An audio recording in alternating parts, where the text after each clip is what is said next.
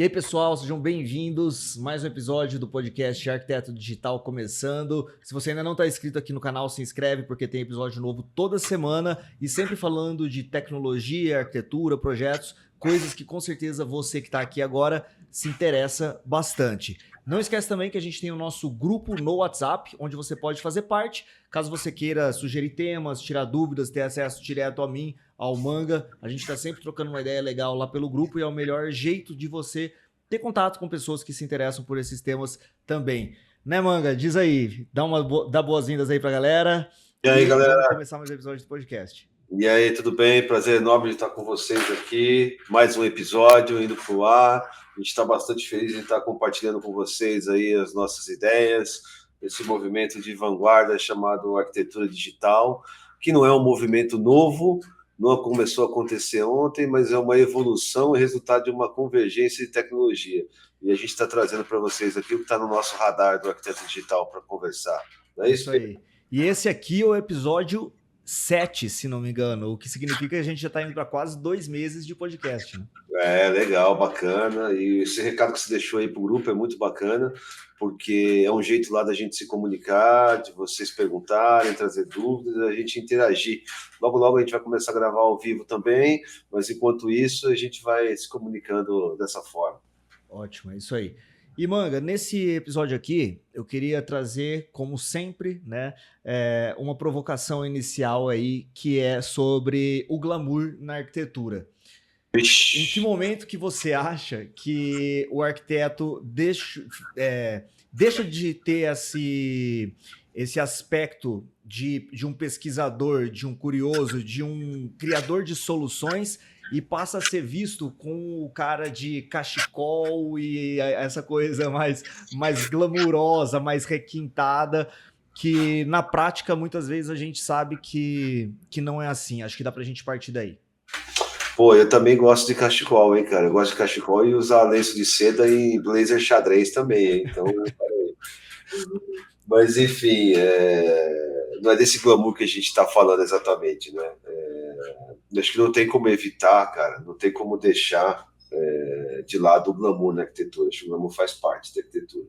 Mas para mim, Manga, o que me incomoda profundamente é a superficialidade no glamour, né? Então eu acho que é a falta de profundidade no que a gente consome, no que é apresentado como luxo, que está envolvido no meio do arquiteto, né? Porque no dia a dia, na verdade, é muito diferente de você estar num evento, de você estar fotografando, de você estar produzindo espaço, de você estar dando uma entrevista, estar fazendo uma palestra.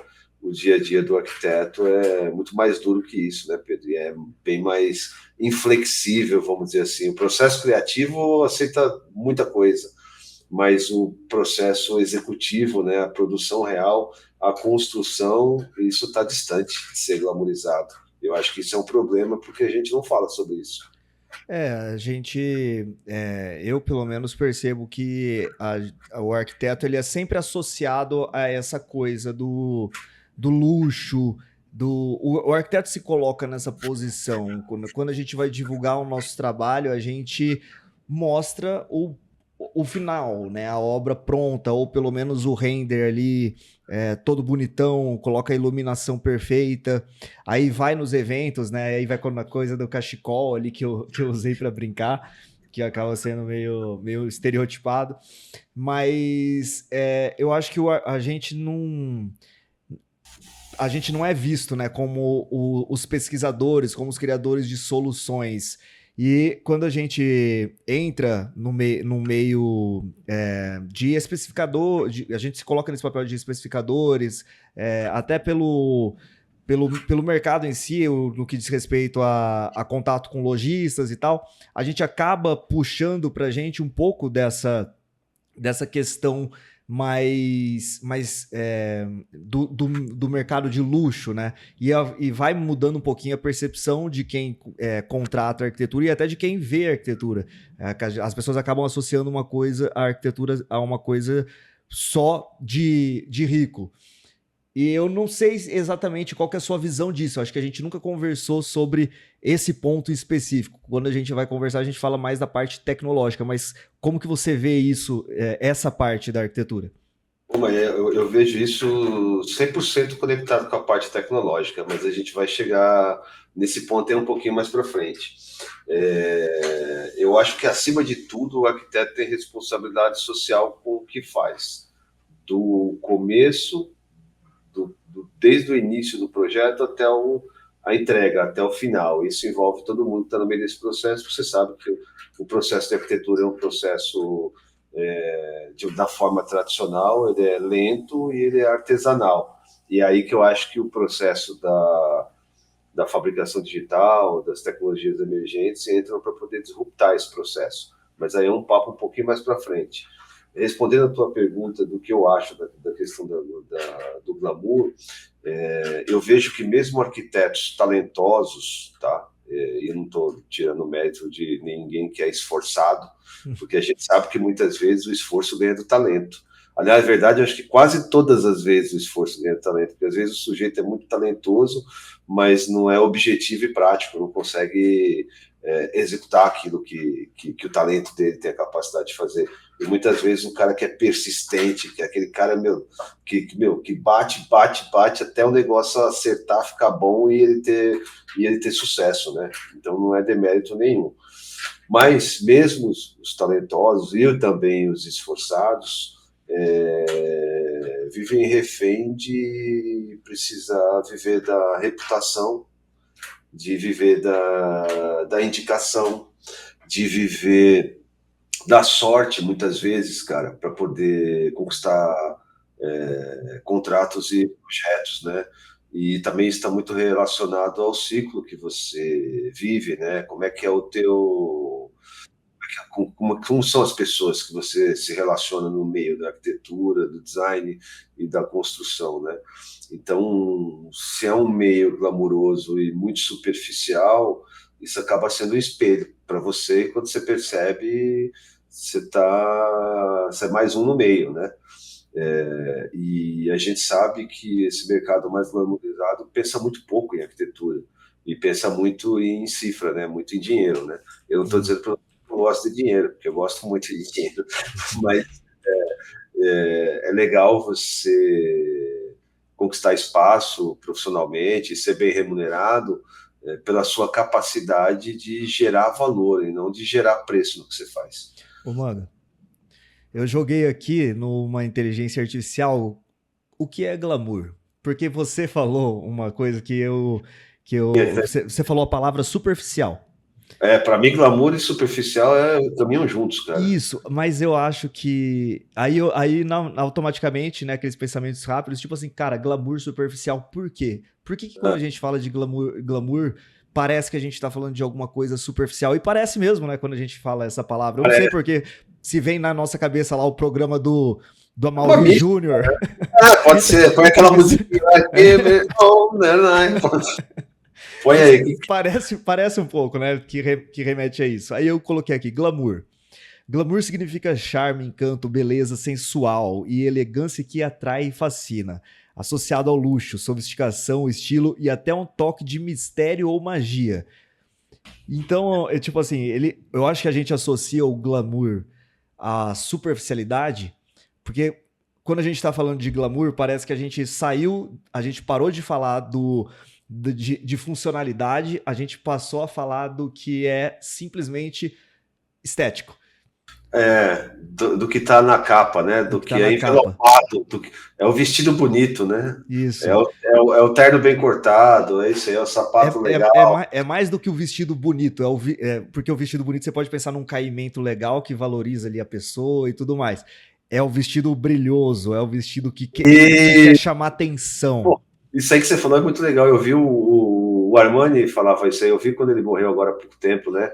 Que ele dizia que o que era moda, qual era o conceito para ele de moda? É o que veste bem, né? É o que é confortável, é aquilo que você nem percebe que está vestindo, na verdade. Te veste tão bem que você nem percebe que está usando. Uhum. E eu acho que na arquitetura, vulgarizando, o glamour está ligado ao superficial, porque é muito difícil alguém respirar e ser tudo isso aí, que é a definição do glamour em uma pessoa só, né? Uhum. É muito difícil você vestir essa roupa, né, cara? Eu acho que isso atrapalha.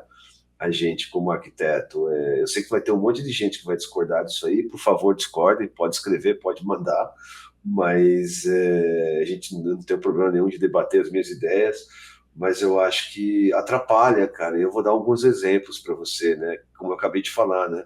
O arquiteto tradicional que vive no ciclo do glamour, ele depende da reputação dele, então ele alimenta cada vez mais a reputação para cada vez mais estar ou continuar relevante na cena, né? E continuar tendo bons contratos. E diferente do cara esforçado, que não está muito ligado no glamour, não, cara. Ele está querendo mesmo trazer excelência, é ganhar pela técnica, é ganhar pela qualidade do que ele está fazendo, né? Você acha que esse cara sai perdendo em relação a alguém que mostra o trabalho como algo glamuroso? Então, eu acho que muitas vezes, devido à superficialidade, sai perdendo, cara, porque as pessoas. Eu tive um cliente agora há pouco tempo que me fez uma pergunta, né, sobre as redes sociais, sobre os arquitetos, porque eu fiz um projeto para ele, estou desenvolvendo um projeto para ele, no qual o 3D, a animação, é o resultado final do projeto, não é o começo. E aí ele me cobrou, ele falou assim, cara, por que você não está me apresentando a animação do projeto 3D no início do projeto? Eu falei, porque aqui a gente não está fazendo um projeto num ambiente controlado, que é uma arquitetura de interiores, um design de interiores. É uma construção complexa. E essa construção complexa depende de outros projetos, como projeto estrutural de metálica, outras coisas que vão alimentar essa modelagem, que vão refletir no 3D real. Não numa mentira, eu não consigo te vender uma mentira, cara. Uhum. Então eu poderia, se eu quisesse ali pegar pelo lado glamuroso, apresentar um projeto com uma visão de 3D glamurosa, valorizando o projeto. Lembra que a gente viu um slide, a gente debateu isso há pouco tempo aí, né? Acho que semana passada. Então, se eu quisesse apostar nisso e já jogar isso na rede, para já ter visualização, para já ter movimento, em cima de uma coisa que na verdade é glamurosa, mas não é real, né? Porque aquele vídeo, aquela apresentação não traz a realidade técnica do projeto, mas traz uma superficialidade visual. Mas você não acha que essa superficialidade visual ajuda o arquiteto a vender o próprio trabalho? Ajuda a vender, mas também cria uma certa armadilha, um certo monstro, né? Porque muitas vezes se você se vende através de uma imagem, todo mundo é uma marca, cara. Todo mundo é uma imagem. Mas é legal quando você é uma marca que é real, não como é uma marca que conta uma história que não é a realidade, né? E por isso que eu gosto muito, e você tocou no assunto aí, da questão que a gente mostra a coisa pronta, mostra o render pronto, a gente não mostra o processo. E inclusive, eu tenho aprendido muito isso, até com você, que eu acho que é legal a gente mostrar o processo. Como eu faço? É mais legal do que mostrar o resultado final. Você pega uma puta obra de arte, um pintor, você não vê o cara pintando o quadro, você só vê o quadro na parede. Pô, eu adoro quando eu vejo um vídeo antigo de um pintor que eu gosto, o cara lá pintando, porque você vê como é que o cara pega no pincel, como é que é a pincelada do cara e tal. Eu acho que isso serve para qualquer processo criativo dentro da arquitetura design. Mostrar o processo, ao invés de você mostrar o resultado final como troféu antes de passar pelo processo. Então eu acho que isso separa um pouco o que é real e o que é superficial. Deu pra pegar? Faz sentido? Deu. Não, eu entendi a visão, mas o ponto que, inclusive, foi um dos pontos que a gente discutiu no slide que você citou, é justamente esse, né? A gente pegava um render de um projeto e depois o projeto finalizado. E aí a discussão que a gente tinha era, poxa, o quanto esse render representa esse projeto no final das contas. Né? Então a gente vê que o render finalizado, o projeto finalizado, ele muitas vezes não vai ter aquela relação direta que tem ali com o seu render quando você estava pensando na apresentação, porque quando você estava renderizando, você estava achando o melhor ângulo, é quase como uma foto posada. É a foto que vai para o Instagram versus olhar para a pessoa na vida real, né? A gente começa a ver que isso também existe com estruturas não vivas. Verdade, isso. Mas dá para fazer esse paralelo. Agora, eu não condeno essa parte, né? A gente está saindo um pouquinho da parte do glamour, falando mais um pouco da parte da divulgação, mas eu não condeno 100% essa parte, porque eu acho que quando você vai mostrar a sua arquitetura, você vai estudar fotografia, você vai contratar um fotógrafo profissional, inclusive, para mostrar aquela arquitetura do melhor jeito possível. Talvez essa não seja a melhor analogia possível que a gente possa fazer com essa parte do glamour. Agora, eu acredito que quando a gente está falando da glamourização, a gente pode colocar, a gente pode tocar no assunto do contato do arquiteto com as marcas, que acaba sendo uma grande fonte de renda para os arquitetos, e, consequentemente, os arquitetos acabam vestindo essa carapuça para ter acesso a essas marcas e, consequentemente, elevar os seus próprios ganhos. Então, é mais um motivo para você fazer da sua arquitetura quase que um compilado de especificações e comissões. E isso faz com que o arquiteto se coloque ainda mais no papel de um especificador, que consequentemente precisa estar linkado com grandes marcas, como você falou, hoje em dia tudo é marca. Se a sua marca pessoal não tiver linkado com uma marca de revestimento cara, você tá desbalanceado, consequentemente você está sendo prejudicado no jogo, porque você não vai estar especificando aquela marca cara. Né? Eu acho que é mais ou menos por aí que a gente vai falando dessa superficialidade na arquitetura. Cara, eu concordo com você. Eu não discordo, não, disso que você falou, mas tem um ponto. Eu não consigo. Eu acho que o processo do arquiteto é um processo que não é. Se faz com que ele seja linear, mas ele não é linear. Ele é cheio de idas e vindas, desde do fechamento do contrato até a entrega do contrato final. Então, eu acho que o glamour ele está em toda parte do processo, né? E só que eu acho que em determinados lugares ele faz mal, né? Ele não traz uma coisa que é uma coisa que entrega valor para quem está chegando agora, um profissional mais novo, que está vendo o que está acontecendo no mercado. Eu acho que ele não entrega valor como consistência, e aí entra a questão da consistência que você colocou sobre estar ligado a marcas, né? A gente o arquiteto e o designer é muito mimado pela indústria e pelas marcas que representam esses produtos que são fabricados por alguém. Então, nem sempre é o melhor material para estar posando junto com ele, né? Nem sempre é o mais bacana ou ter o design mais interessante, né? Então, tudo isso, quando você vai somando todas essas coisas, desde a apresentação de um projeto que não é real, e eu não condeno isso, tá? Como você falou aí também, você também não condena, porque eu acho que a gente se expressa da forma como a gente consegue, né? Se expressar na linguagem da arquitetura. Tem gente que se expressa com muita fluidez no croquis, tem gente que precisa de uma maquete de um vídeo bem mais consistente, tem gente que convence o projeto só com oratória, descrevendo como é que vai ser o projeto. Eu gosto muito de fazer isso, né? De descrever o projeto. Eu acho que é muito mais na raiz do projeto do que o visual. E eu acho que o visual pega a gente demais. E a gente falou num programa aí que a gente teve para trás a questão dos olhos da pele, que é a questão da arquitetura vista pelos olhos e não sentida com o corpo.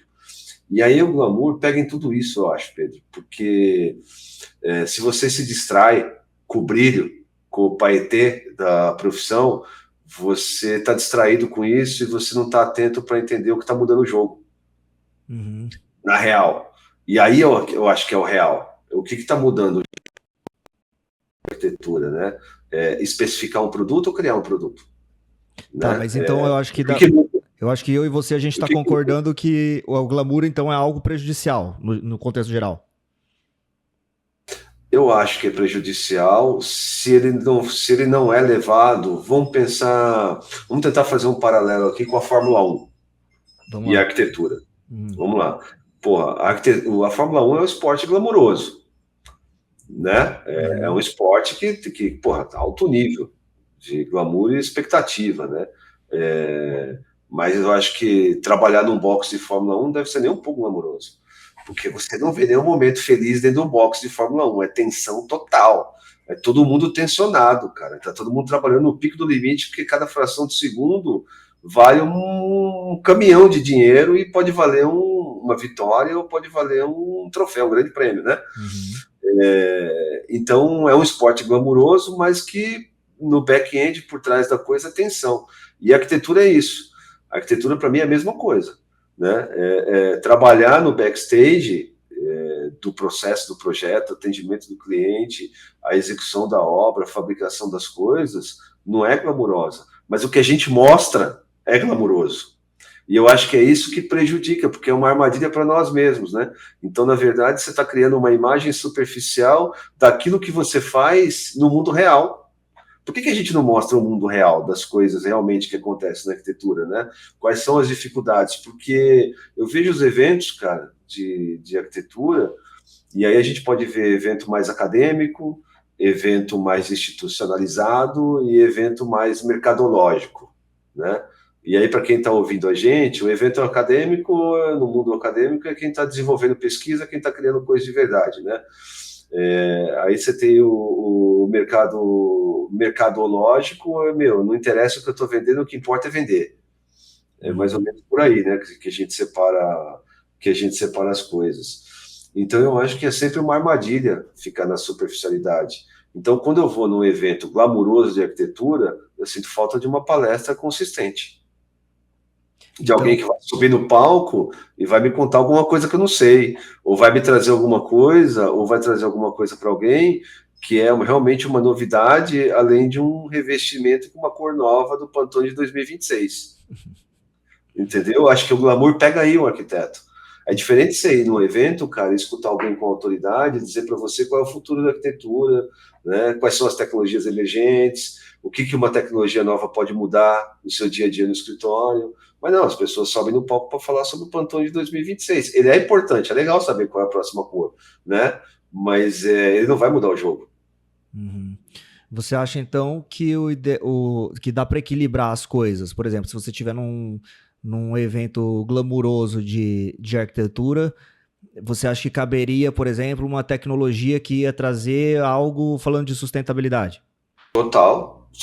Como que você se acha? Você se sentiria? Se eu estivesse num evento onde estão lá marcas da indústria tradicional, né, patrocinando aquele evento, mas trazendo para o discurso alguém que pegue o produto daquela marca e transforme numa outra coisa com tecnologia, né? Acho que isso é legal, acho que é um outro impacto. Eu acho que até para contar a história da própria marca é um outro impacto. Mas Mas e não, para a marca em si, o quanto que porque o quanto de glamour essa marca consegue vender com isso? então, o problema está nas marcas, né? Eu acho que o marketing é uma coisa que não é de Deus, né, cara? O marketing é foda. O marketing ele quer vender, né, cara? A marca quer vender. Ninguém está muito preocupado com. Não vou te dizer para você que não está preocupado com a qualidade ou com a. Mas é difícil você ver uma preocupação com a eficiência de um produto.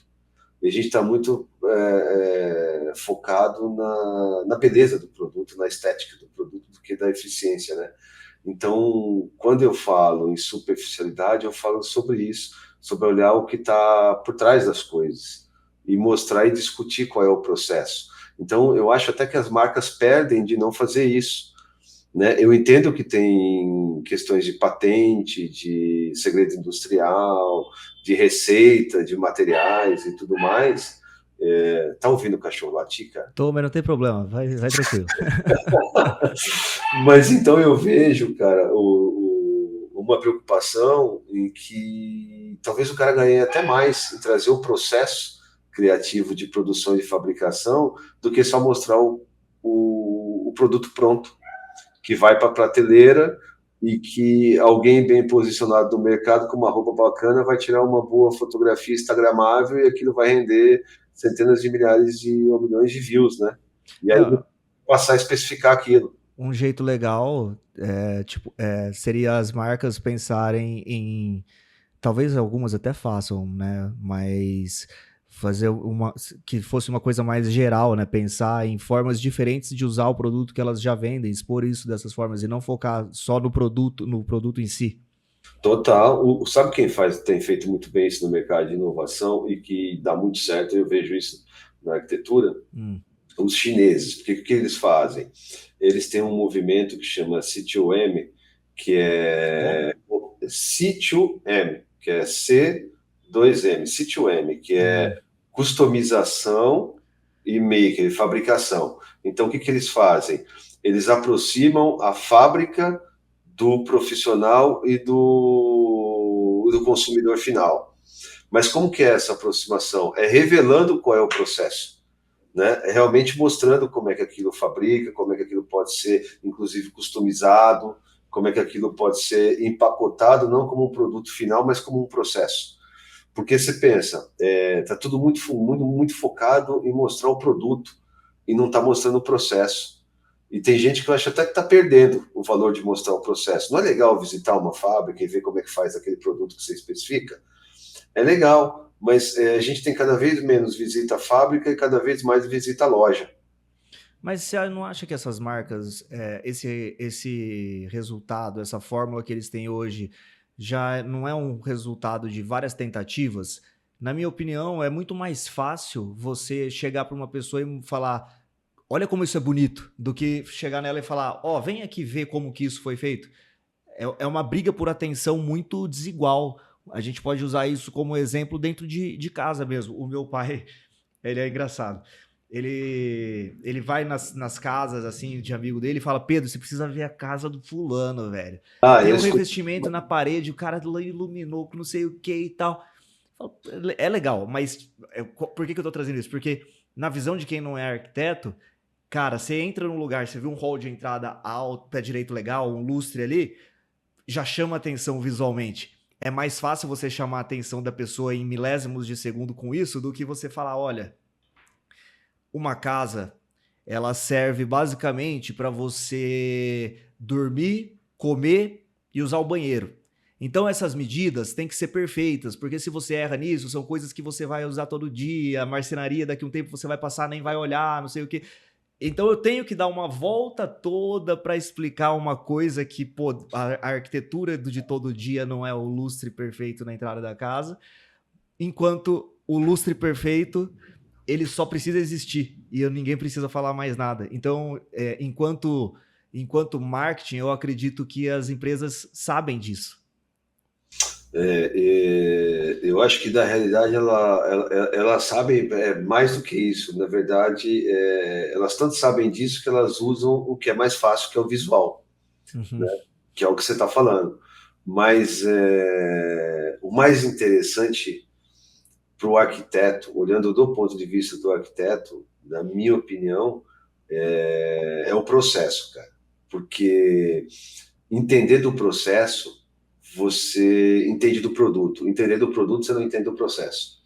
É difícil você fazer Peraí, conta. fala de novo. Entender do produto, você não entende do processo. Entender do processo, você entende o produto. Entendi. Porque aí você tem a linha total, você tem tudo, aí você capturou início, meio e fim. E o glamour, ele mostra o produto, não mostra o processo. Mas quando a gente está falando de vender para o cliente final, para vender para o meu pai, o que é mais interessante? É mostrar o Não, produto e não o processo. sim, para o cliente final, dependendo do produto, do projeto, as duas coisas valem, mas na maioria das vezes para o cliente final é o visual, é o produto pronto. Ele não quer saber se aquele negócio foi assado ou foi cozido, ele quer botar na parede. E se ficou bonito, tá beleza. Mas a gente tá falando o quê? Vamos pensar no arquiteto em si, né? Por quê? Tá. Porque vamos tentar juntar umas peças aqui, ó. O glamour e o produto, beleza. A gente separou isso aqui numa caixinha, beleza? Aí a gente tem o processo e a solução. Então, como é que funciona? O arquiteto prestador de serviço, ele está focado no produto, perfeito? Uhum. Faz sentido? O arquiteto que presta serviço, o arquiteto tradicional, está focado no produto que a indústria colocou ali, que é bonito, e ele vai especificar. Mas o arquiteto criador de soluções, é aquele que está observando processos criativos, processos de produção, para ele criar soluções. É desse insight que eu estou falando. Que você olhar um produto pronto, é difícil você ter um insight para criar um produto novo, mas quando você conhece um processo, você olha aquilo e fala: porra, aquela ideia que eu tinha podia ser aproveitada nesse processo aqui, eu também podia criar um produto meu. Entende? Então, quando eu estou falando da glamorização, que é o seguinte, se a gente mostrasse mais processo, a gente alimentaria mais pessoas de informações para que elas criassem mais soluções do que especificassem produtos prontos. E você acha que quando a gente está falando de glamourização, o glamour atrapalha no processo do arquiteto ser esse buscador de soluções? Eu acho total, eu acho que corta a linha, corta o cordão umbilical. Faz ele buscar direto a coisa pronta. Pois é, sempre, a vida toda, porque é mais legal para a indústria sabe disso, como você falou. A indústria já testou, ela sabe disso. Você entendeu? E você acha que a indústria quer, a indústria tradicional, que cada um de nós, que o Manga, que o Pedro, que o João, né, que o Antônio comecem a criar produtos novos de forma solo, isso vai impactar na receita da indústria tradicional. Você vai deixar de comprar deles e vai começar a vender o teu. Sacou por que as coisas não são da forma como deveriam ser, como o conhecimento devia ser desenrolado e ele não é, e ele é trancado, você não consegue acessar? Então, a gente até falou disso num dos primeiros programas que a gente fez. A gente falou disso. E aí eu falei para você, pô, mas hã? É uma barreira, barreira. Mas aí eu te questionei, mas eu não lembro da sua resposta. Eu falei, pô, Manga, mas por que o arquiteto vai procurar criar uma solução? Que motivação ele tem para criar uma solução se quando ele especifica uma marca ele tem a comissãozinha garantida dele lá? E aí, pô, o cara da loja vai ficar bravo, acho que você falou só que eu não lembro a sua resposta. Não, eu falei, eu acho que aí é que tá a graça, porque todo mundo ganha, porque na verdade o que acontece? A indústria continua fazendo o que ela faz em série, certo? Ela continua fornecendo para as lojas, beleza? A diferença é que agora o ponto de venda da loja, ela tem o produto da indústria e tem o teu, que é a indústria de um homem só. Lembra que a gente falou sobre isso? Lembra. Que é o arquiteto de soluções, que é aquele capaz de desenvolver um produto, de colocar esse produto no mercado, de colocar esse produto no ponto de venda. Então tá todo mundo feliz. Isso impacta onde? Na indústria tradicional, porque ela não quer fabricar um produto 100 peças, 200 peças para o Manga ou para o Pedro. Ela quer fabricar 20 mil peças para qualquer um, iguais. Né? Então, ela não está interessada no nosso produto. Por isso que tem uma barreira muito grande do arquiteto como design desenvolver peças e ter essas peças fabricadas. É um troféu, cara, você conseguir fabricar uma peça na indústria tradicional. Porque você pensa assim, o Pedro, glamourizado, com a atenção que ele tem do mercado, mas ele desenvolve uma peça. Aí você vai lá na indústria, com toda a atenção que você tem do mercado hoje. Você vai lá na indústria e fala, ô, dono da indústria, eu quero fabricar esse sofá aqui. O cara, porra, mas esse sofá aqui, eu não tenho molde para isso, eu vou ter que parar a fábrica para desenvolver isso aqui, não sei o quê. Pô, eu tô com outros 10 caras igual você também com um projeto aqui, querendo testar o projeto comigo, só que a minha de montagem não pode parar, cara. Eu não posso colocar um produto novo no meio de um produto que eu fabrico em série. Pô, seu projeto vai para a gaveta. Ele não sai do papel, entendeu? Porque o cara não quer parar. Agora, se você consegue fazer isso de forma solo, individual, e vamos pensar que para fabricar um sofá não precisa muito, né? Você precisa de um tapeceiro e de um cara e um marceneiro que vai montar a estrutura do sofá. Se você teve uma ideia boa de design, cara, e conseguiu modelar um design sofisticado, interessante, num software legal, pô, você fabrica o sofá. Beleza? Você não vai conseguir fabricar 30 sofás, 50 sofás, porque é limitado. Mas aí alguém pode ver a qualidade no que você já fabricou e testou, e aí querer fabricar o que está pronto em série. Faz sentido? Faz sentido. Então, mas pelo que eu estou vendo, eu acho então que assim, dá para equilibrar as duas coisas, ou não? Você você colocar ali, ser um arquiteto. É que eu não sei se essa palavra glamourosa, que nem a gente falou no começo, parece que você é fútil, né? Ruim até. Então, mas esse é o lance do programa, porque isso é fútil. Não é ruim até de falar? Parece uma coisa boba, né? Pô, parece, é tola, é um negócio gratuito de falar, você entendeu? Ao mesmo tempo, é uma indústria que fatura bilhões de reais no meio do Arc Decor todo ano. Superficialidade, é disso que a gente está falando. Esse é o lance. Então, a gente não está aqui criticando, falando que está errado, mesmo porque eu não acredito em verdades absolutas. Eu só quero mostrar, e acho que o nosso papo é legal esse aqui para a gente discutir isso, que tem outro caminho. Você acha que é uma armadilha para o arquiteto se vender? Eu Eu acho como uma figura glamurosa do mercado, posando para qualquer coisa, de qualquer jeito, para qualquer um. Você Uhum. entendeu? Ao invés de repente, estar focado em desenvolver um produto próprio. Você entendeu? Com a marca dele, mas que ele produziu, que ele pensou, que ele construiu. E eu acho que aí é que entra a tecnologia para mudar o jogo. Entendeu? Que ao invés de você ser um arquiteto glamuroso, alimentado pela indústria tradicional, você poder ser um arquiteto criativo de soluções, onde você consegue colocar no mercado coisas que você conectou, que você Entendi. entendeu, que só você capturou aquilo ali. Cara, e a gente foi eleito, eu já falei isso, 2025, o Brasil como o país mais criativo do mundo. E brasileiro é realmente criativo, pra caramba. Ô, Só Manga, que, só que o que a gente cria é artesanato, o que o europeu cria é design, cara. tem esse detalhe, né? A gente Então, valoriza mais o que vem de fora. pois é, porque é glamuroso. Ô, Manga, mas Pronto, você. acabou o programa. Não, não Porque acabou, é sabe por quê? glamuroso. Porque é glamuroso. Eu preciso entender uma coisa ainda dentro disso que você está falando. Provoca, vai lá. Porque, ó, a gente já chegou à conclusão que o público não arquiteto, vamos chamar assim, consome glamour. Sempre, em tudo. Eles gostam, eles olham para superficialidade e ficam impressionados com o pé Pô, direito alto, com o você já lustre. viu um cara vestido de Gucci, da meia, do sapato até a cabeça, até o Não, boné? mas eu acho, mas aí já sai do glamour e entra no brega. Tem uma Não, linha tênue, eu acho, mas entre. quantas casas você não conhece que são assim? Não, tem muitas. Então, é assim, é a mesma coisa. Mas eu acho que dá pra gente diferenciar o glamuroso do brega Tá ainda. bom. Mas o que eu quero entender é o seguinte: se a gente chegou à conclusão que o público comum consome o glamuroso, é, por que o arquiteto que quer vender para o público comum deixaria de lado essa parte glamurosa? Entendeu? Porque Não, tudo bem, uma coisa é beleza, a indústria mostrar o processo pro arquiteto, porque o público da indústria é o arquiteto, não é não é o público final. Mas o público do arquiteto é o CPF que está ali, que vai construir a casa, que no caso, obviamente, desse tipo de cliente, né, que a gente está falando, não falando de outro tipo de projeto. Então, por que o arquiteto não se venderia como essa coisa glamurosa? Isso que eu quero entender. eu acho que você não precisa cancelar uma coisa.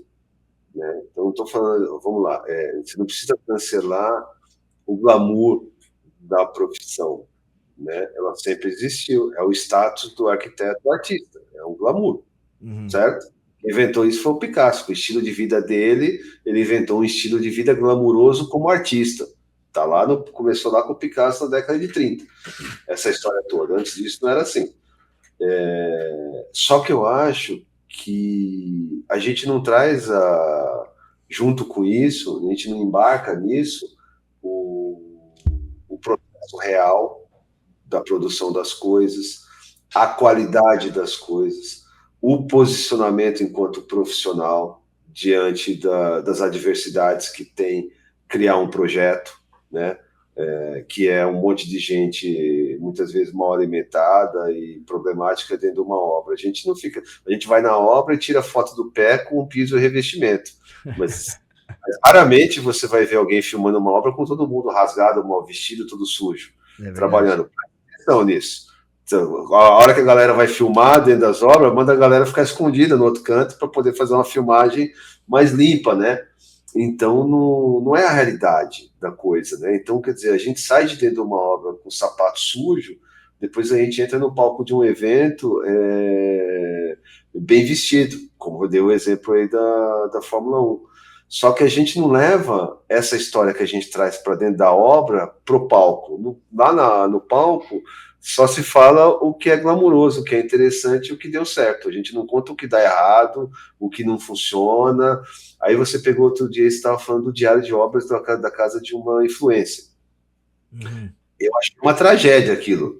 Mas, ao mesmo tempo, se você for pensar, é até informativo, porque ela traz o problema real do dia a dia. É um piso que foi quebrado por alguém, é um Aham. armário arranhado por alguém. Então, a gente não mostra na arquitetura o calor e a intensidade de criar alguma coisa. E como é bom fazer isso. Como é que você se sentiu quando você criou aquele teu primeiro móvel parametrizado? Não foi legal? Sim, Ao mesmo tempo, você viu que não teve a atenção que você esperava. sim. Se você colocar uma coisa mais superficial, às vezes, e mais gratuita, às vezes até explode a visualização e você fica frustrado, porque você pensa assim, pô, eu fiz uma coisa que é muito mais interessante, muito mais real, muito mais nova, Uhum. tem um glamour porque ninguém quer ver. Aí eu tô fazendo uma outra coisa que é meu arroz com feijão e todo mundo vai lá e vê do que eu tô falando. Sacou o que eu Então, quero mas aí você dizer? não tá se contradizendo, pô? É, Porque, ó, é isso que eu tô falando. Eu fiz o vídeo lá da mesa US, né? sim. Foi o maior barato fazer aquele vídeo. Foi o vídeo que eu mais me diverti fazendo. Só que eu coloquei no ar e aquele vídeo ninguém se interessou e aí eu não posso culpar o Você público chegou por no isso. ponto perfeito. Continua. Eu não posso culpar o público por isso. Só que depois eu faço outro vídeo falando lá sei lá, de outra coisa, um assunto do momento, e o vídeo explode. Por quê? Porque eu tô falando do que todo mundo tá falando. Então, eu acho triste isso. Assim, eu aceito, porque é uma coisa que se eu não aceitar, eu só fico maluco e sofrendo sozinho. Mas, ao mesmo tempo, eu reconheço que é algo, poxa, é meio triste, vai. Eu queria fazer um negócio diferente, eu queria mostrar algo, uma novidade, só que eu me pego fazendo algo que eu sei que é o que as pessoas vão gostar, entendeu? Que é o que as pessoas Ah, vão consumir. Então, se eu pego e mostro um processo que não é glamuroso, que sou eu lá lixando as peças e não sei o que e tal, eu achei que ia ter uma atração melhor. mas Só que. Ah, pode falar. você, mas não é, você é arquiteto, eu sou arquiteto. Não é disso que o arquiteto gosta? Sim. Então, só que não é ele que alimenta isso, e quem representa a profissão nos eventos e nos posicionamentos mais glamurosos, que tem uma atenção para mostrar isso para todo mundo, não leva nada disso para ser mostrado. É Uhum. isso que eu estou querendo dizer. Se tivesse mais gente, né, que está bem posicionada, que está com o microfone na mão, que está em cima do palco, que está falando para muita gente, trouxesse mais disso do que você falou agora, que foi essa peça que você colocou, não a peça em si como objeto, tá? A gente está dando um exemplo aí, né? Uhum. Mas que trouxesse assuntos que trazem tecnologia e inovação e que trazem a capacidade do arquiteto fazer esse tipo de coisa para esses eventos. Esse vídeo que você fez aí, que frustrou, teria um outro tipo de visualização, porque tinha muito mais gente agora capturando essa atenção. Concorda comigo? É Concordo. essa a raiz que eu estou dizendo. Que a glamorização mostra o superficial. E ela poderia também exercer o papel de mostrar o educativo, educar o próprio profissional que tem outros horizontes para poder explorar. E não mostra, porque está refém do quê? Refém da marca, refém do patrocinador, refém da indústria tradicional. E para todo esse jogo, glamorizar a profissão é lucrativo. E a minha pergunta é, mas é lucrativo para quem no final das contas? Porque para o arquiteto não é. Para o arquiteto, para a massa que está escutando a gente aí, que está saindo da faculdade, que está abrindo um escritório, que está lutando para arrumar um projeto, para esse cara isso não é atraente. E Para qual que é a resposta para essa pergunta? Para quem que é lucrativo? quem é É. lucrativo? Para todo esse ecossistema, para as grandes indústrias tradicionais, né? Para os grandes escritórios de arquitetura que representam essas indústrias e as marcas, e aí por aí vai, né? Não, porque me parece que é desse jeito porque é lucrativo para todo mundo, entendeu? A impressão que eu tenho é essa, porque é o que eu tô falando, cara. Assim, é um assunto que é delicado, mas que a gente vai acabar voltando toda hora, porque contato com marcas para o arquiteto é lucrativo também. Se Se contato, for, se, se fosse lucrativo para todo mundo, não tinha 79% dos arquitetos pretendendo mudar de mas ô profissão ou fazer manga, outro curso. eu acho que aí você tocou num outro ponto, Não é porque lucrativo, você acha que não é lucrativo? o arquiteto não é. Para alguns arquitetos são e Isso, para poucos escritórios, sim, mas alguns não representam todo mundo, né? exatamente. Mas eu acho que esse é o grande ponto central aqui, porque por ser lucrativo para pequena parte que representa o grande montante em dinheiro, acaba sendo uma coisa que vai sendo padronizada. Mas quem tá abaixo tá só se fudendo nesse jogo, velho. É isso aí, é isso aí. Então não é lucrativo para quem domina o jogo, mas para quem alimenta o jogo não é. Agora eu acho que a gente concordou. E outra coisa, cara, pensa uma coisa, eu não acredito em verdades absolutas, tá? Eu acho que tem dois pesos, duas medidas, eu acho que tem sempre um ponto de vista. Por que chama um ponto de vista? Porque ele é único, eu tenho um ponto de vista, tem outro, e tem centenas de pessoas que vão assistir esse vídeo aqui que vão ter outro ponto de vista. Mas uma coisa que é real é o seguinte: quem domina a atenção não mostra outros caminhos, só mostra o que é lucrativo. E o que é lucrativo é glamourizado. E aí, quem está chegando agora no jogo, quem tem aí 24, 25 anos de idade, está saindo da universidade, está comprando esse jogo. E aí está montando a sua página de Instagram alimentado por esse jogo.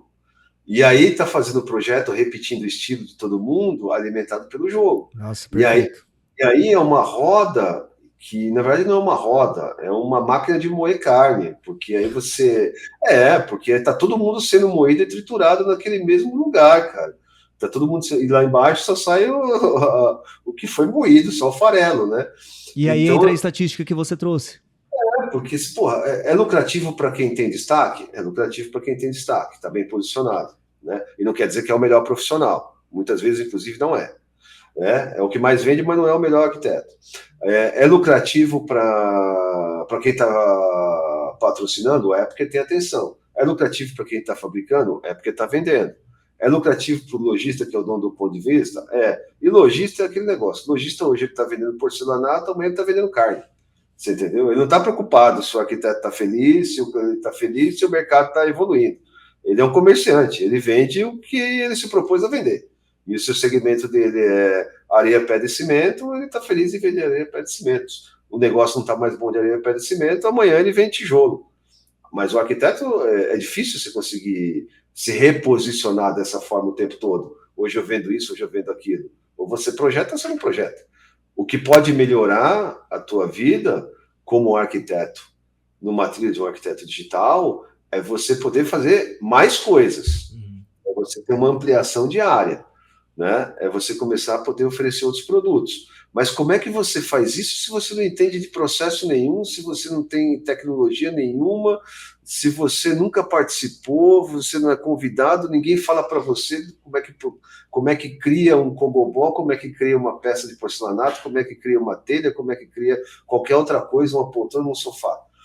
E aí é que entra a crítica, que os grandes eventos, e aí você tem evento institucional, acadêmico e mercadológico. Então, o acadêmico está ligado à academia, o institucional está ligado, né, a instituições, por exemplo, como o IAB, a ASBEA, né, que são os órgãos que regulam o arquiteto, né, que você é formado, mas você tem que pagar para alguém te supervisionar. Também não gosto disso, mas tudo bem, isso é uma conversa para outro dia. E aí você tem o terceiro, que eu falei, que eu até me perdi agora, fui falar do CAL, esqueci. Você falou do acadêmico, do mercadológico. E o mercadológico, a própria palavra mercadológico já entrega tudo, né? É mercadoria. É um mercado que vende mercadoria. Esse é o que tem mais atenção, né? É o que tem atenção total, né? Ô, Manga, e agora pensando nisso? A gente tá aqui dividindo e eu acho que a gente tá chegando em conclusões. Total. E aí a gente chegou na conclusão que... Você tá me provocando para chegar no negócio, na atenção real. Qual é a ideia? Por que você tá falando que o glamour faz mal para a profissão? Eu acho que a gente chegou num ponto legal que é tipo assim, esse mercado faz muito bem para quem tá no topo. Muito. E aí a gente tá falando agora da galera que tá na base. E esse mercado, se a gente for parar para pensar nas grandes exposições, nos grandes eventos, a gente está falando de eventos mercadológicos. Total. E esses eventos mercadológicos têm a atenção. E esses eventos têm a atenção não só de quem está no topo, mas de quem está chegando agora. Então quem está chegando agora já vai chegando com a mentalidade de quem está lá em cima. Tipo assim, pelo menos nessa parte da glamourização da coisa. E aí, a partir disso, a gente vai criando novos profissionais que têm essa visão, deturpada e fútil da arquitetura, E às vezes acabam nem sabendo por quê, porque é o que eles estão consumindo, que eu acho que a gente falou disso no episódio passado, né? Você vai fazendo o que você consome. Se você está consumindo isso, o seu repertório se resume a eventos mercadológicos, automaticamente você virou mais uma pecinha nesse sistema. Ou você vai brigar por comissão, ou você vai entrar na estatística do manga, que é querer mudar de profissão. Minha não, pô, é do Cal, caramba. É Cal Brasil 2021. O Cal fez um censo no site. Não, eu sei, eu tô falando da estatística que você trouxe. Sim, ó, o lance é o seguinte, cara. O que eu penso, tá? E eu carrego isso comigo há muitos anos da minha vida, na verdade. E é por isso que eu gosto de atuar em vários mercados, porque foi assim que eu fui conquistando vários mercados diferentes. Você não precisa se adaptar ao mercado, velho. Você pode redesenhar o mercado. E aí entra aquela frase do Steve Jobs, que é: o cliente não sabe o que você quer até que você mostre para ele, né? Então é muito disso, né? É você, como arquiteto, deixar de... Não é deixar, não dá para deixar. Desculpa, a palavra não é exata, deixar, né? Mas não é você só ser um especificador, né? E praticamente se tornar um vendedor de lojas e de marcas. Mas é você passar a ser você o criador, você ser o autor, né? E você tem a capacidade de fazer isso porque você é arquiteto, porra. Se você consegue projetar e construir uma casa de 200 metros quadrados, de 300, de 500, de 1.000, de 2.000 metros quadrados, porra, você consegue fazer um banquinho. Você consegue fazer um sofá, uma poltrona, uma mesa, ou você não consegue? Mas sabe qual que é o lance, eu acho, mano? Que os arquitetos eles não veem o valor em fazer isso, eles não descobriram ainda, alguns, né, não vamos generalizar, o valor que tem em fazer uma peça de design. Eles acham que não dá para fazer dinheiro fazendo isso. Vou te dar um exemplo. Você prefere cobrar 25 mil reais num projeto e levar 3 meses para terminar, ou você prefere ter uma peça no mercado que custa 2.500 reais e você vende 100 peças dessa? E você só faz ela uma vez? É isso. Exatamente. É essa visão que falta. É essa visão que falta. E você também não precisa fazer 100 peças de 2.500 reais. Você pode pegar esse projeto que você cobrou 25 mil reais e cobrar outros 25 mil reais para desenvolver um produto específico para personalizar essa arquitetura desse projeto que você vendeu. É disso que a gente está falando. E o que a gente está falando é que o mercado glamuroso não mostra isso para ninguém. Porque se você fizer isso, você está indo na contramão. E por que eu posso falar isso com autoridade? Cara, eu já fundei um clube de relacionamento. Né? Eu sei tudo sobre ser mercadológico, sobre a indústria, sobre ser lojista e sobre liderar um polo de relacionamento que faz o quê? O que um clube de relacionamento faz? Ele faz a ponte entre o arquiteto, como cliente, e o lojista, como ponto de venda. E ocasionalmente da indústria com o lojista e a indústria com o arquiteto também. Mas o que acontece com isso? Qual é o fomento disso? Ali ninguém está preocupado da qualidade do que está sendo realizado, mas pela quantidade de mercadoria ou de pedido que está sendo tirado. E eu, como líder desse grupo que eu fiz uma coisa muito diferente, que era assim, eu cheguei e fiz assim, ó, tinha 2 clubes de relacionamento. Um só tinha meia dúzia de arquitetos que estavam no topo e eram premiados todo ano. O outro grupo tinha mais meia dúzia de arquitetos no topo que premiavam todo ano. Um em choque com o outro. Eu criei o meu no meio. Sabe como é que eu criei? Como é que eu fiz para criar ele no meio? Eu não olhei para os 6 que estavam no topo de um e dos 6 que estavam no topo do outro. Eu olhei para os 60 que estavam na base dos 2 e que não tinham visibilidade e convidei todos eles a vir comigo. E sabe como é que eu fiz isso? Trazendo todo mundo? Eu não estava interessado num cara que tirava 60 pedidos, mas eu estava interessado em 60 caras que tiravam um pedido. Então eu trouxe para dar base a ascensão para o topo. O que eu trouxe com isso? A visibilidade, mas com conteúdo. Vou te dar um exemplo. Eu fiz uma vez uma exposição de projetos. Né? Aí eu falei, ó, me mandam, tinha lá um modelo de prancha e tal, né? Coloquei para a diretoria esse projeto do grupo e lancei esse projeto. Então, a ideia era fazer uma exposição de arquitetura no Shopping Guatemi com as pranchas dos arquitetos, não os principais, mas de todos que faziam parte do grupo de relacionamento que estavam naquele momento. Sabe o que aconteceu? Que eu pasmei, tinha arquiteto ligando para o secretariado do clube de relacionamento, perguntando do lado de quem ficaria o projeto dele, para poder saber se ele estava do lado de um arquiteto melhor ou pior. Isso vem de onde, cara? Da glamorização da coisa, né? Quer dizer, eu não quero estar com o meu projeto em destaque, né? Se eu estou no topo aqui, do lado de alguém que está começando. Ô, Manga, mas aí eu quero te fazer uma outra provocação.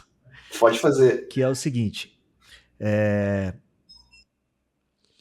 se a gente sabe que é assim que funciona, e se a gente chegou à conclusão que o glamour chama atenção, será que não vai, o jeito correto da gente chamar atenção para o que a gente faz é fazer o que a gente está fazendo de uma forma mais glamurosa?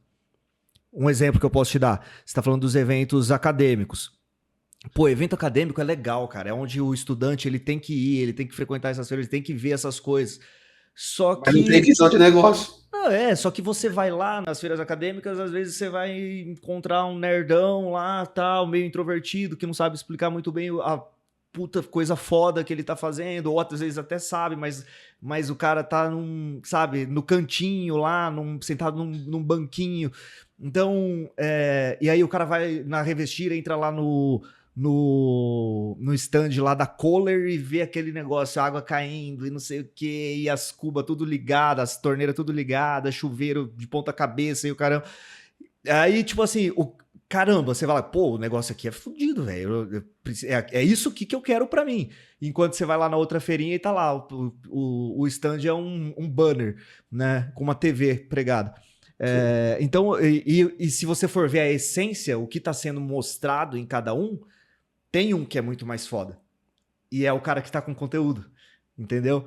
Então, eu particularmente, eu não gosto da palavra, tá? Eu acho que glamour, realmente, a gente saiu do essencial do que é de bom gosto e passou para uma prateleira da futilidade. Então, essa palavra eu não acho legal. Mas eu acho que o nosso trabalho, ele pode ser bem envelopado. Entendeu? Tem uma trilogia que eu gosto demais, que depois você pode botar na tela aí, tá? Que é de um autor. São 3 livros. Um chama Roube como um Artista, um volume. O outro se chama Mostre Seu Trabalho. E o terceiro se chama Siga em Frente. É do Austin Kleon. É um cara, é um artista de Nova York. São 3 livros, cara, que me ajudaram a conquistar um prêmio, cara. Foi muito legal, esses 3 livros. Vale a pena quem está olhando isso ler. Tá? Mas, voltando à sua colocação, aí, ó, esse aí, ó, Roube como um artista. Mostre o seu trabalho. Seu trabalho, que é total isso que você está falando, e o próximo é Siga em Frente, Siga cara. em Frente. Uhum. 3 muito bons para poder ler, ele tem um formatinho diferente, cara, parece um card, é muito legal. Poder nesses livros, cara, empoderamento, assim, a mudança de mentalidade nesses livros, cara. E aí, disso que você falou, é total, por quê? Porque nesses eventos mais científicos e mais acadêmicos, o que é mais importante? O conteúdo. Conhecimento. No evento glamuroso, o que é mais importante? Ao aparecer, o quê? Vender. E nem sempre o conhecimento anda de mão dada com a venda. Às vezes as pessoas preferem vender as coisas sem que as pessoas saibam exatamente do que se trata. E isso vende bastante. Se você lê a fórmula de determinados alimentos ou produtos, você não consome, você não compra. Né? Tem o conhecimento que aquilo não funciona, aquilo não faz bem. Então, cara, o evento verdade isso. acadêmico está focado no conhecimento. E as pessoas não querem o conhecimento. Muitas vezes elas não estão muito afim de encarar, inclusive, a verdade, saber como é que a coisa funciona. É mais quentinho e é mais confortável ficar ali no que vende e que se sabe pouco sobre aquilo, você entendeu? Agora, se a gente tivesse um ponto de equilíbrio entre essas duas coisas, e é isso que você me provocou várias vezes aqui, pô, não dá para ter um equilíbrio Eu acredito total no equilíbrio. É por isso que eu contei o exemplo do meu clube de relacionamento. Eu tentei construir, eu consegui com sucesso construir isso nesse clube de relacionamento, e depois isso foi desmantelado. Por quê? Porque era a visão do arquiteto. Você não vai encontrar nenhum clube de relacionamento no Brasil inteiro que tenha um arquiteto como founder ou como líder. Porque é a cabeça do arquiteto pensando. Porque o clube de relacionamento, o que, que é? Eu ensino o arquiteto a comprar do lojista, ensino o lojista a comprar do arquiteto. Porra, entendeu? Uhum. E modero e controlo o conhecimento que está no meio disso. Para ninguém saber muito exatamente como é que uma coisa funciona aqui e funciona lá. Quando eu falo da glamorização, é isso. Aí você vai num evento do IAB, Instituto dos Arquitetos do Brasil. Você entendeu? É institucional, não é acadêmico. É institucional. Só que esse, eu não queria ter o nome do IAB, tá? Mas eu posso falar do IASBE, eu posso falar do CAL, eu posso falar de vários. Aí esse está ideologicamente muito controlado. Entendeu? O que eu estou dizendo que é ideologicamente muito controlado? Pô, se você não tiver um projeto que tenha 80% de sustentabilidade no processo, seu projeto não vale nada. E nem sempre dá para você ter total de sustentabilidade no processo, no produto. E às vezes você tem um produto muito bom, mas você não vai se encaixar ali porque ideologicamente não é isso que eles querem mostrar. Uhum. Então eu acho que para cada lugar que você olha, o institucional, né, o mercadológico e o acadêmico, todos têm uma qualidade em algum lugar. Por que o mercadológico ganha? Porque tem mais gente botando dinheiro, porque é mais lucrativo e o que é bonito vende mais e vende mais rápido.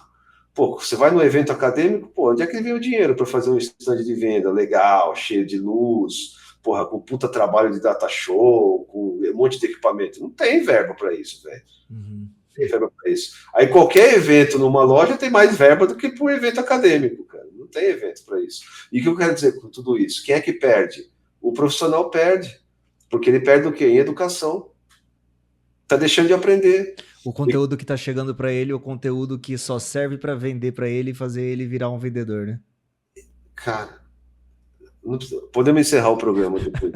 Acabou. Tchau, pessoal. Valeu. Projeto Jovem Arquiteto. A mensagem já foi colocada. Não precisamos falar mais nada. Uhum. Então, você chegou ao raciocínio final da história toda. É isso, cara. Uhum. Você está sendo modelado para consumir uma coisa que é uma armadilha para você mesmo. E só que eu vou fazer um adendo aqui, tá? Eu usei muito aqui a questão de clube de relacionamento, de instituição assim, de instituição assado, mas você não precisa estar num clube ou nem numa instituição e nem num órgão, tá? O próprio mercado faz isso. Uhum.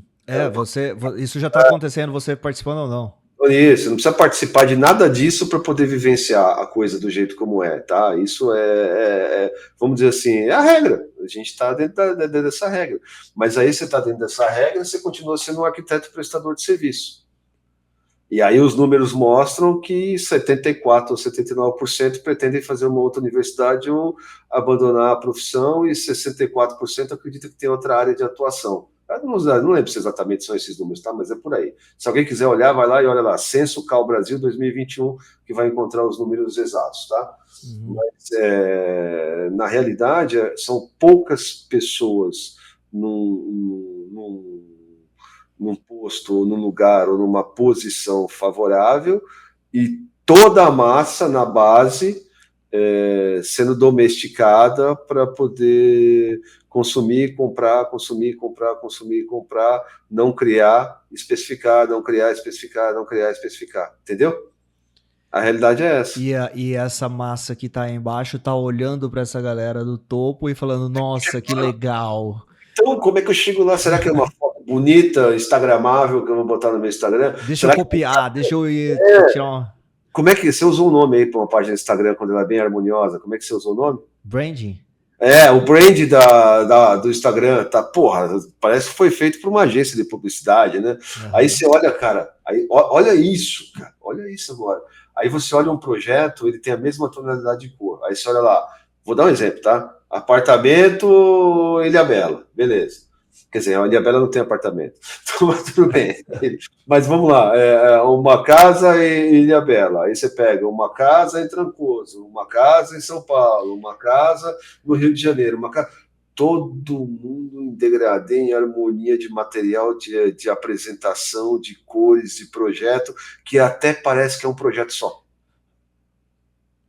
Para que isso? Para ficar bonito no Instagram, porque é instagramável. E entra muito no que a gente falou no último no podcast, que é a arquitetura para ser vista e não para ser vivida, né? Sim, eu vou te confessar, eu perdi um contrato, cara, e ó, eu já tô na estrada faz muito tempo, né?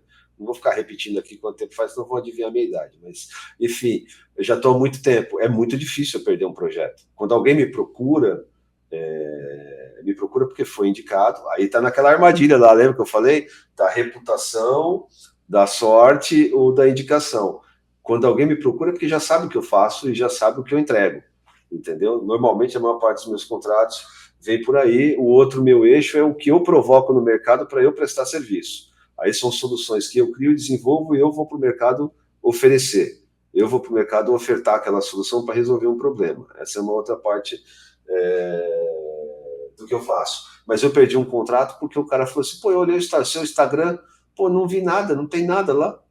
Eu não vi as obras, você entendeu? No Instagram. Aí eu falei assim, pô, não é, mas você pode ver um Instagram aí que tá cheio de 3D, tá cheio de foto maquiada, photoshopada para ficar bonito. E aí você pode fazer um projeto com esse pessoal aí que tá tranquilo, cara. Não tem nenhum problema, não. Cara, Eu pedi um contrato por conta do meu Instagram. Uhum. E o que tem no meu Instagram? Se você entrar lá no Mangabe, a gente já mostrou ele aqui. Trabalho de pesquisa, cara. Eu tenho lá pesquisa, avanço tecnológico, prêmio, tem essas coisas, mas que eu ganhei o quê? E que eu conquistei o quê? Na área de desenvolvimento de projeto e pesquisa. Porque eu já faço projeto, cara, há tanto tempo, quem me procura não vai me procurar pelo Instagram. Uhum. Aí você fala, pô, Manga, mas isso é um pensamento antigo seu, você pode estar errado porque tem muita gente que só pega trabalho pelo Instagram. Tudo bem, é como eu disse para você, eu não acredito em verdades absolutas, né? Mas a licença para vencer ela tem data de validade. Mas Isso eu gosto muito disso que você está falando, cara. Entendeu? Porque eu sou de uma geração de arquitetos que, assim, a gente pegou essa transição, né? Então, o Instagram antes surgiu ali como um aplicativo de fotos, onde a gente via a vida dos outros e compartilhava, né? O feed era em ordem cronológica, depois veio o algoritmo, depois a galera começou a divulgar o trabalho. E aí virou uma coisa, virou isso que você falou, virou o portfólio, virou o Instagram. Pois é. E aí, isso ao mesmo tempo que é uma baita de uma janela, né? Te coloca teoricamente num pé de igualdade com quem tá há mais gente tempo, que tá né? muito tempo na estrada. É uma bela de uma armadilha, porque às vezes você olha lá, você vê que você tem, sei lá, X tantos mil seguidores e acha que isso é uma métrica, quando na verdade é só uma migalha para o seu ego. E não necessariamente isso vai te trazer algum. É a métrica da vaidade.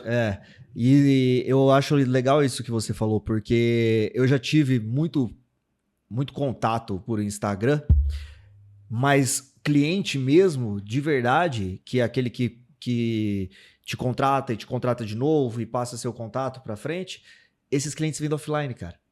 Esses clientes, eles vêm sei lá, da academia, vêm de um churrasco que você conheceu alguém que conhece fulano. E é engraçado isso, né? Porque, tipo assim, você pensa, pô, eu tô aqui na academia, um grupinho fechado de 10 pessoas. Aqui eu consegui 2 clientes. Meu Instagram tem lá 20 mil e só parece perda de tempo, né? Então... Total. Ó, esse livro aí, cara, que é o segundo, Mostre Seu Trabalho, é sensacional porque ele diz o seguinte, tá? Eu nunca tinha reparado nisso aí. Foi a partir desse livro que eu comecei a investir na minha página do LinkedIn. Porque todo mundo acha que o LinkedIn é uma plataforma para procurar emprego. E não é isso. O LinkedIn é uma rede social onde você se expressa mais por texto do que por imagem. A imagem é importante, o vídeo é importante, mas é uma rede social, cara, que você pode meter a tua pesquisa lá e você pode escrever sem fim, porque é uma rede de aprendizado e de network de alto nível. Então, quem coloca lá um projetinho que fez na casa do tio no LinkedIn, cara, não sabe o que está fazendo. Quem está achando que está usando o LinkedIn para procurar emprego não sabe o que está fazendo. LinkedIn é uma grande ferramenta de conexão profissional, mas uma conexão mais profunda. Né? E eu comecei a prestar atenção no LinkedIn com esse livro que eu li, o Mostra Seu Trabalho, que ele diz o seguinte, que você precisa ter um cantinho seu na internet. E esse cantinho seu é onde você conta as histórias e onde você revela os seus processos criativos e o seu processo de trabalho, e seja lá o que você faz, é lá que você conta essa história. Então, só que ele fala isso para você fazer um blog, né?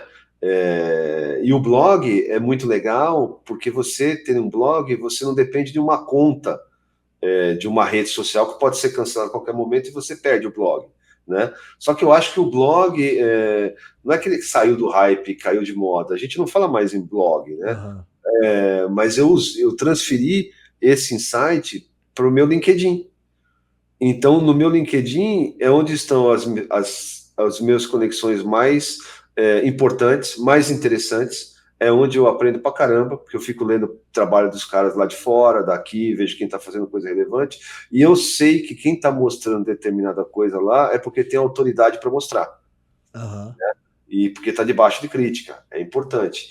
E aí você vai para o Instagram, é instagramável, é visual, né? É superficial. É isso. Tem atenção? É glamuroso. É glamuroso, velho. É isso, é glamuroso. Então você falou que tem um projeto no TikTok, tem o arquiteto do Instagram. E é bem isso, né, cara? E a gente não tá com inveja, tá, cara? Isso não é inveja de ninguém que tem sucesso no Instagram em lugar nenhum. É como eu falei, eu, Manga, não acredito em verdades absolutas. Cara, mas eu acredito que a coisa pode ser conduzida com mais realidade e com menos superficialidade. Eu acho que assim, é importante fazer essa diferenciação, porque tem arquitetos que fazem sucesso e estão no Instagram. Se você pegar, sei lá, vamos falar aí FMJ, o FGMF, né? puta escritório, eu admiro. Os caras são fodas. Basiches, Sim. sei lá, Juliana Pipe, essa galera, pô, eles são muito fodas e estão no Instagram.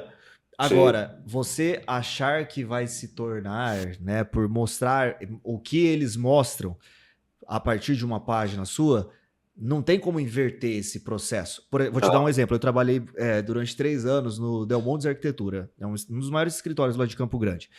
Cara, os caras... Eu sou um fã absoluto do Paulo. Ele é um tipo de profissional que eu consumi assim, muito e tento replicar muito do que eu aprendi lá na minha carreira. Mas, quando eu entrei lá no escritório, eles não tinham Instagram. Eu tô falando de 2000... Eu me formei em 2016, isso deve ter sido... Eu me formei em 2017, então isso foi 2013, mais ou menos. 2014, sei lá. Eles não tinham Instagram. E, cara, era projeto atrás de projeto e um monte de coisa entrando e tal. E ali a gente, né, produzindo pra caramba. Depois de um tempo, não lembro se foi quando entrou o filho dele, enfim, eles fizeram o Instagram hoje, pô, é super legal, eles divulgam os trabalhos deles por lá e tudo mais. Sólido. Mas não é como se tivesse partido dali. E é como você tá sempre falando, e eu vou adotar isso também a partir de agora, que não existem verdades absolutas. Não tem, cara. Pode ser que você faça seu Instagram e comece a bombar, mas você vai ter que ter alguma coisa para divulgar lá. Então, é óbvio, você tem que... mostre seu trabalho, né? O nome do livro. Todo mundo tem que ler esse livro. A trilogia, velho. Depois põe os 3 de novo. Não, a gente já pôs, né? Você já colocou aí. Eu já coloquei. Então, você tem sim que mostrar o seu trabalho, mas não ache que tudo parte daí. Invista no offline. Esqueça um pouco a coisa de parecer ser algo que você não é. Eu acho que essa é uma boa dica. Porque às vezes você fica vendo o arquiteto glamuroso aí da rede social e vai colocar uma saia e acha que agora seu branding é esse também. Não seja cópia, cara. Não seja cópia. Se for para usar uma saia, usa porque você se sente confortável com ela. Você é arquiteto, cara. Você é responsável por criar coisas no papel em branco ou na tela branca. Então, por que copiar alguém? Né? Você pode ter referência, você pode ter inspirações, pode adotar pessoas que você admira e tudo mais. Mas eu acho que o que faz a diferença do arquiteto que se adapta ao mercado e do arquiteto que redesenha o mercado, para ele, é justamente ser original, cara. É ter o seu único modo. Uma vez você me perguntou, não sei se foi você que me perguntou sobre o conhecimento, sobre a questão de alguém te copiar. Foi uma conversa nossa que a Eu gente acho que teve? a gente já teve algumas conversas assim. Eu já falei isso, cara. Eu antes eu me incomodava muito quando alguém me copiava alguma coisa ou quando eu via que alguém estava ali pegando um trechinho do que eu estava usando, você entendeu? De alguma coisa que eu estava pensando que eu sabia que era original, que era meu. Mas eu passei a entender que na verdade isso é bom, porque se alguém está copiando o que você está falando, né? Mas se você o que você está falando é real, faz todo sentido que alguém copie ou que alguém se inspire no que você está fazendo. Então, por exemplo, o arquiteto digital, eu não vou fazer nada parecido com você, você comigo, ninguém vai fazer com a gente não vai fazer com ninguém, porque a parada do arquiteto digital é usar tecnologia realmente para fazer uma coisa única. E é essa potência, essa capacidade que ela está. Então não tem como você entrar na trilha do arquiteto digital querendo copiar nada de ninguém, nem querendo fazer nada igual a outra pessoa. Se for É pra igual copiar, aquela. você copia o método, né, mano? Então, é igual aquela. É igual aquela uma empresa aí que a gente estava mostrando, que a gente estava falando, mostrando no outro programa no anterior, que foi a Rap, né? Que faz impressão 3D, aquelas coisas. Cara, você pode comprar um robô, você pode comprar a máquina, você pode aprender a mexer no software, cara, mas você não vai fazer igual o cara. Uhum. Você não vai fazer igual o cara. Você entendeu? A tecnologia te permite fazer melhor. E quando a gente tá falando de lojas, ó, apareceu escrito Logic pra mim, falei Logic. A gente tá falando de lógicas de projeto digital, é aquilo que a gente falou no último podcast, o resultado é consequência, a cópia acaba sendo até facilmente evitada, né? Por E mais que você... principal, cara, você tem que sair da lógica do arquiteto prestador de serviço e entrar Isso. na lógica do arquiteto, cara, autor de produto, entendeu? Criador de sistema, né? Capaz de criar, prototipar e validar produto. Eu acho que isso, cara, se você consegue colocar isso, né? É como a gente está aqui no podcast Arquiteto Digital, dentro da plataforma do projeto Jovem Arquiteto, que tem uma baita base, que tem uma baita audiência, que já é conhecido, já está há 10 anos no mercado.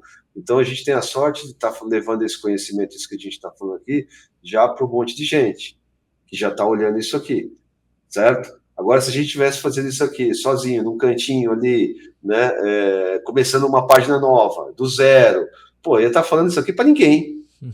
Concorda? Uhum. Então, o que acontece? O glamour é legal porque ele traz a atenção. O mercadológico é bom porque tem dinheiro para alimentar a atenção.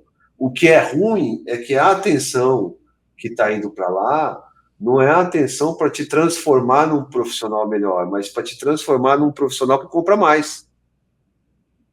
É aí que eu acho que está o problema. Você entendeu? E eu acho que uma coisa importante da gente falar aqui é que existem outras formas, galera, de monetizar o trabalho de vocês, tá? Não é porque você está sendo educado para ser o profissional que compra mais que você vai ganhar mais dinheiro. Porque se você usar uma lógica de arquitetura digital para criar um negócio, para criar uma solução, você fez duas coisas. Você saiu dessa linha de montagem do arquiteto que quer que você seja um consumidor e você usou o seu talento para criar uma empresa.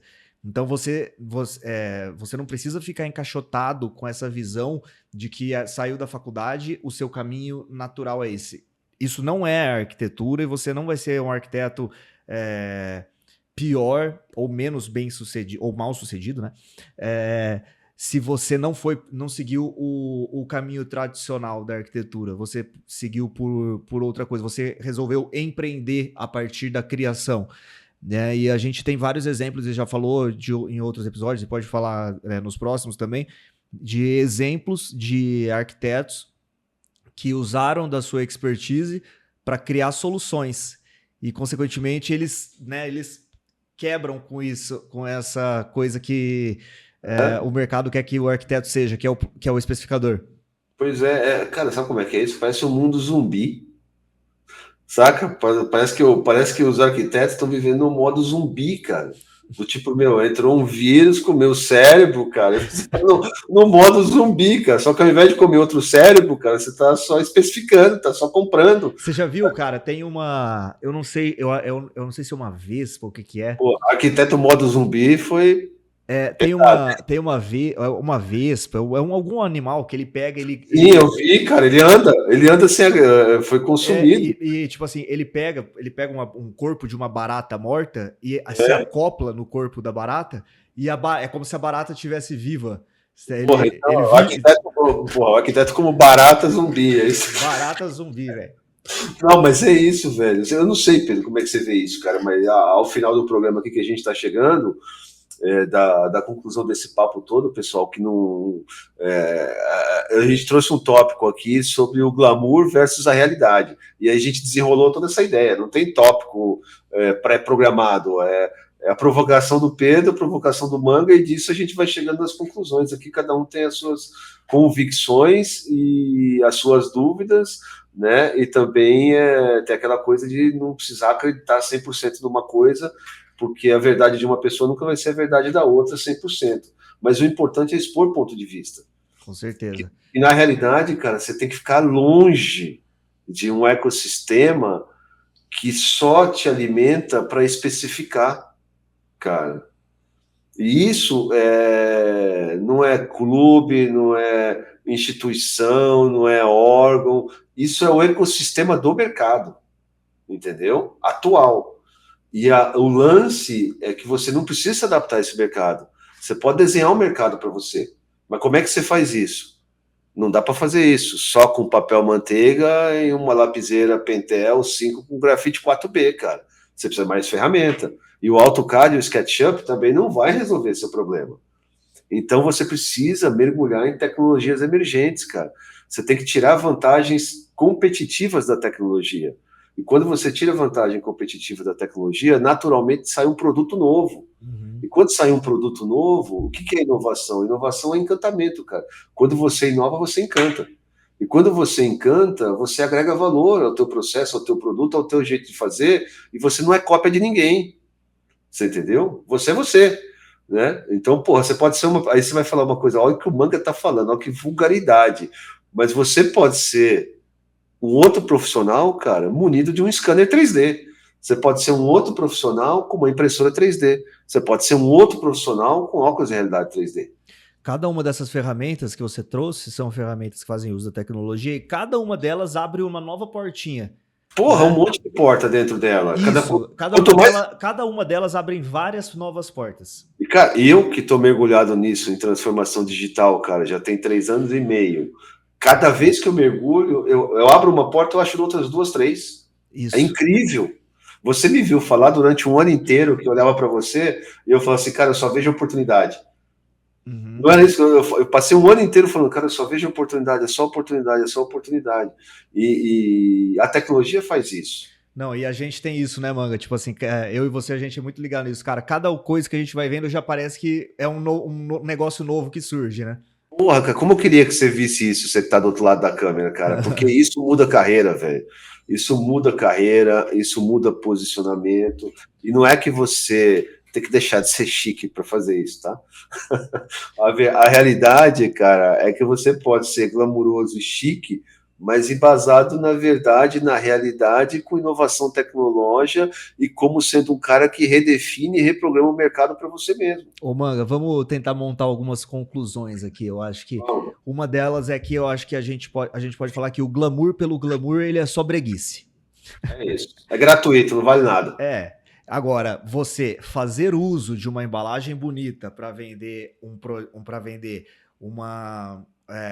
conteúdo, um produto real, um produto real, um conteúdo encorpado, eu acho que você só tá fazendo a coisa do jeito certo, né? E mostrar como é que você faz sem ter medo de ser copiado. Exatamente. Então eu acho que esses são 2 pontos chaves aí que a gente pode trazer. E também falar eu acho que tem uma coisa que a gente tem que puxar do último episódio, que aumentem o repertório de vocês. Sim, o repertório arquitetônico e tecnológico. Porque já e que aí, você faz o que você vê, veja mais coisas. Veja É, coisas boas. o repertório arquitetônico é aquele que acompanha a gente desde a universidade, legal? Só que você já saiu da universidade, agora você está copiando, você está agregando um repertório tecnológico, um repertório arquitetônico do Instagram, velho, Instagramável, né? De coisas que, na verdade, não mudam nada. E o repertório arquitetônico, o repertório tecnológico, desculpa, cara, é aquilo que te traz inovação e ferramenta para te levar do ponto A para o ponto B, que eu sempre falo isso. Que é o quê? Pô, se você só faz planta, você só faz 3D, você só faz projeto, você só faz obra e só faz planilha orçamentária no Excel, cara, pô, não tem futuro. Pô, eu posso te dizer isso que eu já atravessei 3 décadas, cara, fazendo arquitetura. Você entendeu? Eu já vi muita coisa mudar. Eu saí do nanquim, da prancheta, do vegetal. Eu tinha que pintar desenho com gasolina. 3 décadas de formado, deixa claro, senão a galera vai achar que você tem 30 anos. Pois é. Então, cara, tem muita coisa para poder explorar. É um leque muito grande. Eu sou um entusiasta, mas eu também sou muito prático. Entendeu? Então, o que eu falo é o que eu uso. Acho que vocês já perceberam aqui no canal. Sim. Normalmente, quando eu trago uma ferramenta, uma tecnologia, eu testei, usei, estou funcionando, estou colocando, de algum jeito eu coloquei dentro de um projeto, de algum jeito eu coloquei no meu processo. Porque quando a gente fala de repertório tecnológico e sobre arquitetura digital, a régua vai lá para cima. Né, vai lá para os grandes escritórios de arquitetura europeu, cara, que tem verba infinita para fazer obra sensacional que a gente não tem aqui no Brasil, né? Então, não é isso. É você usar do mesmo pensamento, mas na sua escala. E isso muda a história, eu acho. Pelo menos a minha mudou. E eu acho que também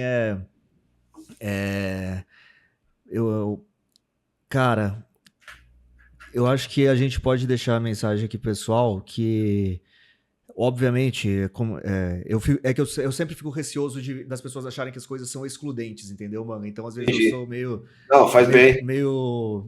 repetitivo. Mas as coisas não são excludentes, tá, galera? Não tô falando para vocês pararem de postar e fazer Instagram e tudo mais. Mas há algum tempo, durante muito tempo, na verdade, eu me preocupei muito com o que ficava na superfície, que é o que todo mundo vê. Então, acho que é legal esquecer, abrir mão um pouquinho do que está na superfície para investir no que está submerso, né? Investir, né, no seu conhecimento e em como você faz as coisas.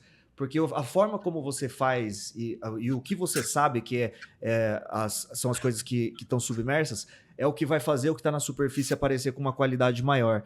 Então, por mais que você não vá sair, sei lá, mostrando o processo, que também deveria mostrar, eu acho que é legal mostrar isso, mas por mais que você não vá fazer isso, as pessoas vão perceber a diferença no seu trabalho, né? Bom, e aí quando você vai para o próximo nível, aí você começa a falar do jeito que você faz as coisas e tudo mais, e tudo isso começa a educar ainda mais o seu público e despertar ainda mais interesse. Então não pensem que as coisas são excludentes, mas deem mais importância para o que importa de verdade, que é o que você sabe, que é a base que você está construindo, que é a partir e da onde, né, vem as coisas que todo mundo vai ver depois.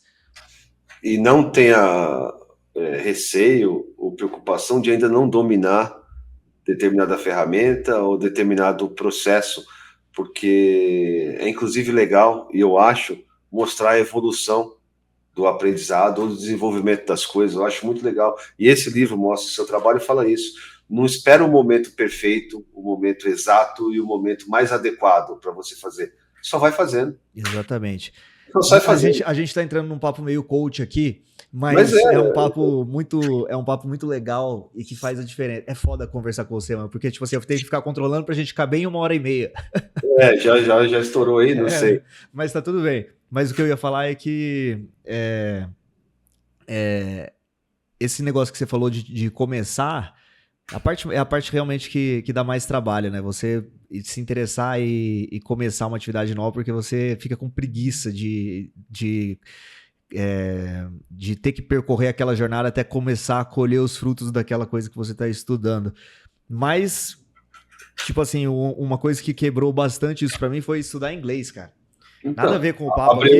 Sim, mas abriu o horizonte, né? Mas, tipo assim, é uma coisinha que, tipo assim, eu falava, puta, vou ter que dedicar pra caramba. E eu fazia todo dia, velho. Todo dia, sem falhar, sem falhar, sem falhar. Até o ponto que você se pega consumindo conteúdo de fora. Foi por causa disso que eu conheci Rhino, Grasshopper, todas essas coisas, que foi vendo conteúdo de escritório de fora. Então, por mais que a jornada vá ser longa, quando ela se torna rotina, isso fica fácil e ainda mais quando você tá fazendo alguma coisa que você gosta. Papo meio Pablo Marçal aqui no final, mas é importante. Cara, mas a gente não. A gente imagina e a gente tem um pouco da dimensão até onde vai o programa aqui, a gente sabe. Porque, principalmente você conhece o teu público, você sabe quem está te assistindo aí. Eu aprendi a conhecer o público aqui do Projeto Jovem Arquiteto. E eu acho que é legal porque essa ideia que a gente traz aqui é para impactar positivamente na carreira, tá? Então, eu não consigo trazer uma coisa que eu não estou vivendo, eu não consigo mostrar uma coisa que eu não estou fazendo. Aí eu estaria sendo clamoroso e superficial. Eu estaria contando uma história que não é a minha. Então, o arquiteto digital é uma história real, é uma trilha que foi percorrida, que continua sendo percorrida. Então não é nada inventado, não foi, ninguém sentou e falou assim, pô, vamos falar desse assunto. Não, tem pesquisa, tem história, tem embasamento, tem produto, tem tecnologia, tem software, tem hardware, tem um monte de coisa embasada aqui, de tudo que a gente traz para você. E nesse episódio em específico, a gente até falou, aliás, a gente nem falou de ferramenta, né? A gente falou aqui, na verdade, de mentalidade de posicionamento de mercado, certo, Pedro? Sim. Então foi disso que a gente falou nesse episódio. Então, ao se posicionar no mercado, é importante procurar um ecossistema, cara, que te alimente com conhecimento, não só com consumo. Então fique esperto com isso. Boa. Se você está envolvido com empresas, fábricas, pessoas que estão só fomentando consumo e não estão fomentando conhecimento, porque é o conhecimento que transforma. Né? É o conhecimento que impulsiona, é o que te leva para o próximo nível, porque o que te trouxe até aqui não necessariamente vai te levar para o próximo nível. E a gente está no Arquiteto Digital por quê? Porque a gente fala de tecnologias, de inovações tecnológicas, de ferramentas, de hardwares, de softwares, de processos que mudam e que te levam para um outro nível. E isso não é uma história que a gente está contando, tudo isso aqui foi e tem sido certificado com autoridade ao longo do caminho que vem sendo construído. É real, tá? É isso aí. Bom, eu acho que é isso, Manga. Quer deixar aquele recado final de sempre? Não, só deixar um abraço para todo mundo. Obrigado pela audiência, pela paciência de estar com a gente até aqui. Se você ficou até o começo, espero que ainda desperte uma curiosidade de você ver mais. E se você chegou até o final, você está de parabéns, porque a gente falou bastante. É isso aí. Galera, agradeço muito a participação de todos vocês. Lembre-se sempre que a gente tem nosso grupo no WhatsApp. Vocês podem participar por lá para mandar mensagem pra gente, dar feedback, reclamar de alguma coisa, falar qualquer coisa. Vocês podem fazer tudo isso lá pelo grupo do WhatsApp. Não saiam do vídeo sem deixar o joinha de vocês, que isso ajuda muito a impulsionar o conteúdo. Espero que vocês tenham gostado e a gente se vê no próximo episódio do podcast Arquiteto Digital. Tchau. Até mais, galera. Valeu.